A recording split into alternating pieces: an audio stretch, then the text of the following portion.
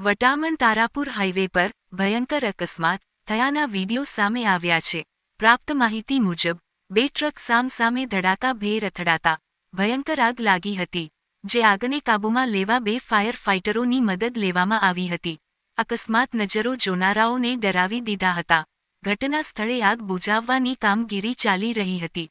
Fire ફાઇટરે આગને કાબૂમાં લીધી હતી અને રસ્તો ખુલ્લો કરવામાં આવ્યો હતો. બ્યુરો રિપોર્ટ અભિનવ સુરત ન્યૂઝ આણંદ. સંવાદદાતા નિરાલી પટેલ પેટલાદ.